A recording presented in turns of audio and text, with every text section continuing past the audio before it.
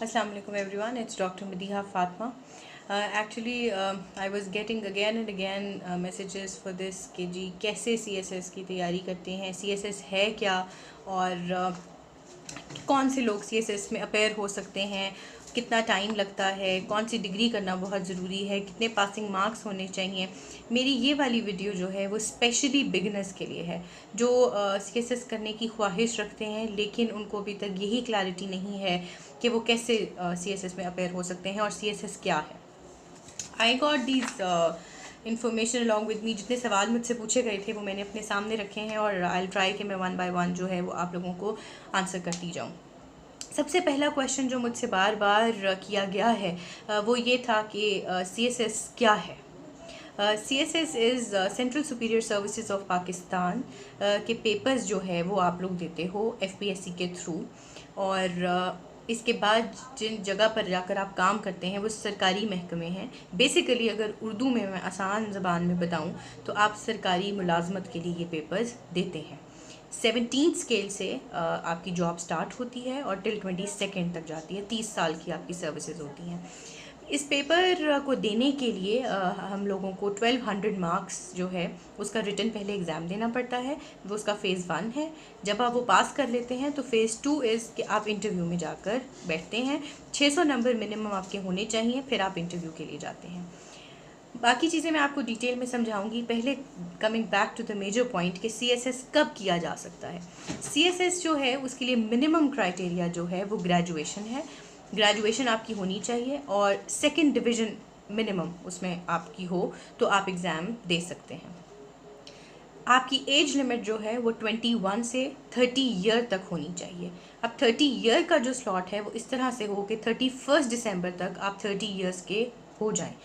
अब इसकी मैं एग्जांपल इस तरह से देती हूँ, बहुत से बच्चे कंफ्यूज्ड हैं। अगर तो आप 30 ईयर प्लस 1 डे भी जो है वो टॉलरेट नहीं होगा। 31 दिसंबर तक आप 30 ईयर्स की अगर बन रही है आपकी एज तो आप एलिजिबल हैं, एल्स आप पेपर में नहीं बैठ सकते। Yes, there is some relaxation for those जो ऑलरेडी गवर्नमेंट एम्प्लॉय हैं, 2 साल की उनके लिए रिलैक्सेशन है, एक्सटेंशन है, या वो गवर्नमेंट में सर्विस दे रहे हैं, लॉयर्स हैं, प्रैक्टिसिंग लॉयर हैं, तो वो भी उनके लिए भी 2 साल रिलैक्सेशन है। अब बहुत से बच्चे जो है वो अभी इस बात को कंफ्यूज कर रहे हैं कि कौन से सब्जेक्ट में हमने पढ़ा हुआ हो तो हम पेपर दे सकते हैं। अभी के लिए बच्चों ऐसा कोई क्राइटेरिया नहीं है। The only thing is this that you should be graduate और सेकंड डिवीजन एटलीस्ट आपकी जो है वो आपके मार्क्स होने चाहिए सेकंड डिवीजन तक, तो आप CSS के एग्ज़ाम में अपेयर हो सकते हो। इसके बाद बहुत से बच्चे ये चीज़ को लेके भी कंफ्यूज हैं। आपकी जो एडवर्टिजमेंट ऑफ एप्लीकेशन है वो 29 सितंबर से जो है वो इंशाल्लाह स्टार्ट हो जाएगी। आप लोगों की जो ऑनलाइन उसमें एप्लीकेशन है वो 1 अक्टूबर से लेकर 31 अक्टूबर तक होगी। Last date of hard copy की सबमिशन जो एप्लीकेशन के लिए जाएगी आपके डॉक्यूमेंट्स के साथ, दैट इज़ 11 नवंबर। और इसकी जो कट ऑफ डेट है फॉर डिटर्मिनिंग एलिजिबिलिटी, जो आपकी एलिजिबिलिटी क्राइटेरिया है वो मैं आपको पहले बता चुकी हूँ। 31 दिसंबर मीन्स कि आपकी एज। ये तीनों चीज़ें मैंने आपको जो है वो फेडरल सर्विस कमीशन मेरे पेपर हाथ में है, ताकि किसी को कोई ये ना हो कि जी मैडम ने पता नहीं कहाँ से बता दिया है।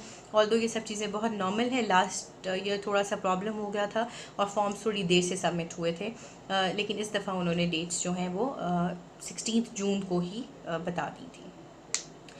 इसके बाद बच्चों में एक बहुत क्वेश्चन बार बार जो पूछा गया है कि बच्चे बहुत कंफ्यूज्ड हैं इस चीज़ को लेकर, क्वालिफ़िकेशन क्या होगी, सिलेबस का कैसे पता चलेगा।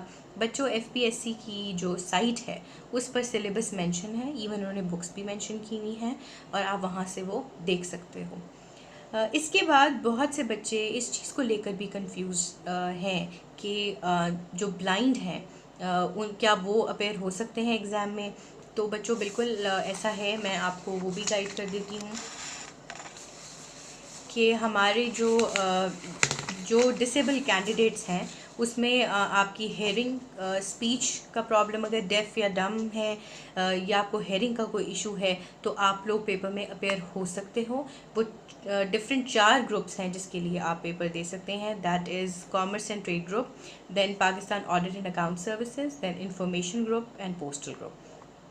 अगर किसी को प्रॉब्लम है, डफ एंड डम है, या कोई भी उनको स्पीच का प्रॉब्लम है, तो उनके लिए हेल्पर एक प्रोवाइड किया जाएगा, राइटर जो होगा, और वो उनके जो है रिक्वेस्ट फॉर्म पे आपको मेंशन करना होगा।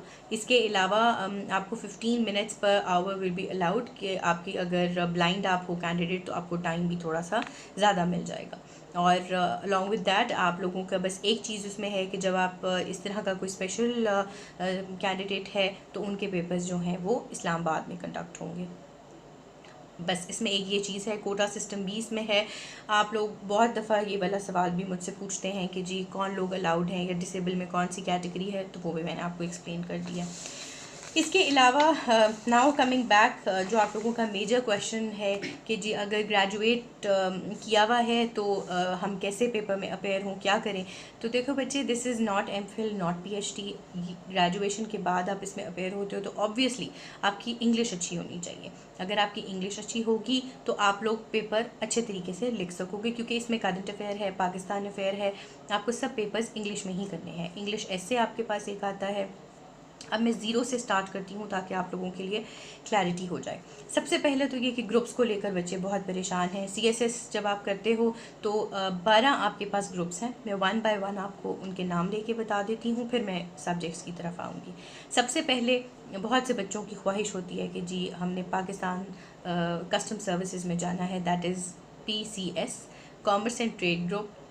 Then comes Foreign Services of Pakistan, Inland Revenue Services of Pakistan, Information Services of Pakistan, Military Land and Cantonment Group, Office Management and Secretariat Group (OMG), Pakistan Administrative Services (PAS), Pakistan Audit and Account Services (PAAS), Police Services of Pakistan, that is PSP, Postal Group (PG), Railway, Commercial and Transport Group (RCTG).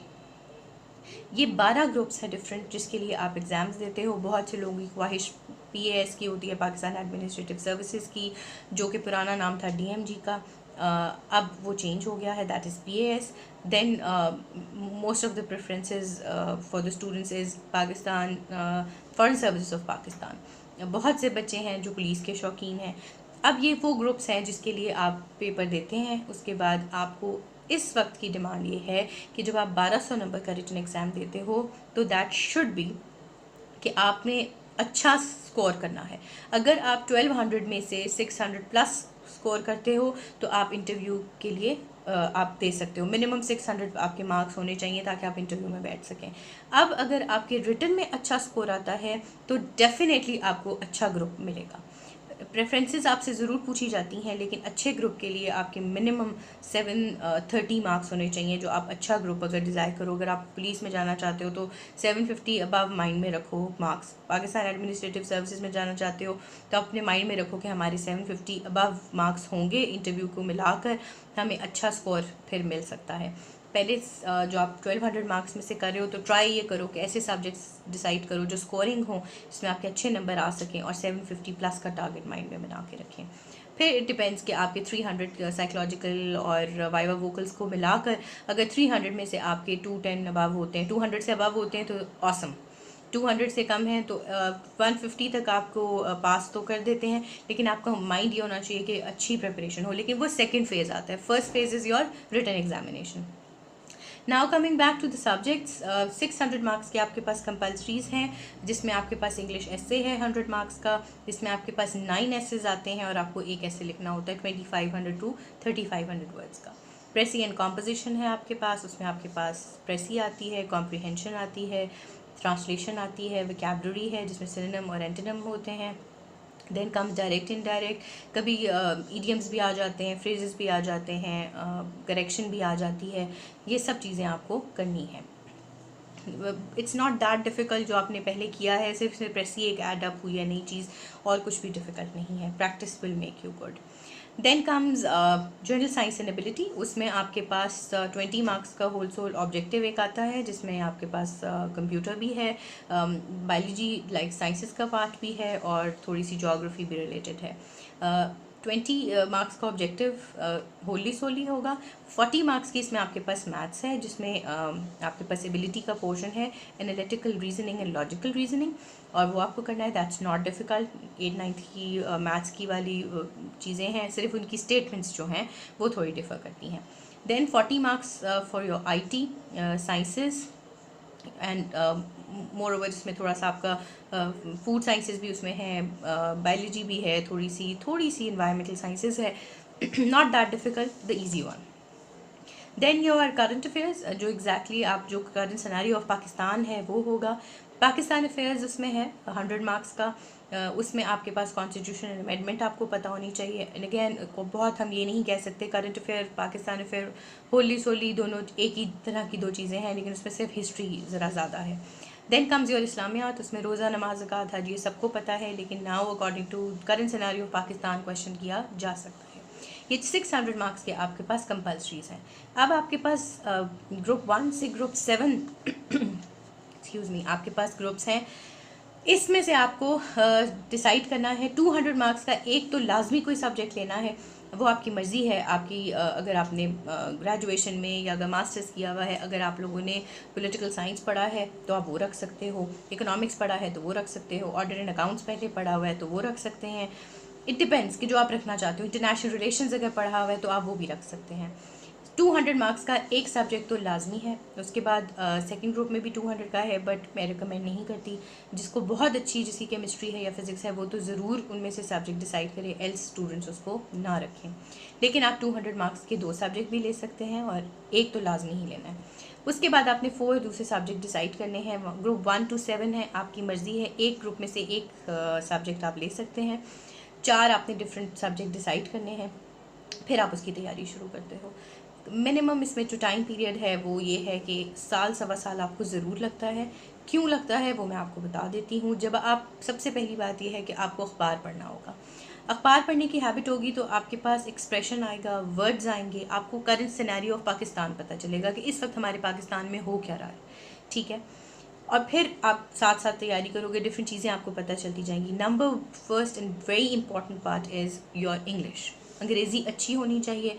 मैं बहुत दफ़ा ये बात कहती हूँ कि मुश्किल अंग्रेज़ी नहीं, सही अंग्रेज़ी, वो प्रैक्टिस करें। प्लस आपको ये सब टॉपिक्स, इंटरनेशनल डोमेस्टिक अफेयर्स और इंटरनेशनल अफेयर्स, होली सोली 60 क्वेश्चंस बनते हैं। अगर आपको ये आते हैं तो बहुत अच्छी बात है। सब चीज़ों को करते हुए कम से कम 4 से 5 माह आपको लगते हैं सबको रिवाइज पढ़ने में, सारा सिलेबस पढ़ने में। अगर आप बहुत एक्स्ट्राऑर्डिनरी स्टूडेंट हैं तो वो एक कोई सेकंड पार्ट है। अगर नॉर्मल है तो आपको 5 से 6 माह लगेंगे इन सब चीज़ों को पढ़ते हुए। उसके बाद फिर आप इसके क्वेश्चंस भी बनाते हो साथ साथ और फिर आप पढ़ते हो। मैं क्योंकि एम आफरीन CSS-PMS इंस्टीट्यूट से बिलोंग करती हूँ, मैं आप सब लोगों को बहुत अरसे से गाइड कर रही हूँ। लेकिन अब मैंने पहले भी मेंशन किया था कि मेरी अपनी एक अकेडमी है जिसका नाम एम आफरीन CSS-PMS इंस्टीट्यूट है। D2 seabreeze home, Shershah block, garden town. 0321499105 यहाँ का नंबर है। मैंने ख़ुद एकेडमी बनाई ही इसलिए है कि जिन बच्चों को कोई इश्यूज़ हैं वो मुझसे आकर मिल सकते हैं। You are more than welcome, आप जब मर्ज़ी आएँ। मैं एक सेशन स्टार्ट करने जा रही हूँ। वैसे तो ऑलरेडी मैं 3 सेशंस ख़त्म करवा चुकी हूँ, टेस्ट सेशन भी स्टार्ट करवा चुकी हूँ। लेकिन अभी भी अगर आप लोगों में से कुछ ऐसे बच्चे हैं जो प्रिपरेशन करना चाहते हैं और 2020 के एग्ज़ाम में बैठना चाहते हैं तो you are more than welcome, आप लोग कॉन्टैक्ट कर सकते हैं। आप लोग अपना सेशन स्टार्ट करें। 3.5 मंथ्स का सेशन होगा और वील ट्राई कि हम आपको अच्छी तरह से सारे सब्जेक्ट्स जो हैं वो अंडर वन रूफ कंप्लीट करवा दें। उसके बाद मैंने एक टेस्ट सेशन डिज़ाइन किया है। ये मैंने जो साल सवा साल की बात की थी वो इसी तरह थी कि 4 से 5 माह का सेशन लेना पड़ता है। उसके बाद 3 मंथ्स अगर आप टेस्ट सेशन करते हो, that is the awesome part, उसमें आपको चीज़ें लर्न होना शुरू हो जाती हैं। मैं इन सब चीज़ों के साथ साथ वर्कशॉप भी करवाती हूँ। उससे क्या है कि आपको पता चलता है कि टाइम मैनेजमेंट क्या है, मेमोराइजिंग स्किल्स क्या हैं, लर्निंग स्किल्स क्या हैं, हाउ टू अटेम्प्ट पेपर। ये सब टेक्निक्स भी इंशाल्लाह राइट आफ्टर ईद जो है वो मेरे सेशन स्टार्ट हो जाएंगे।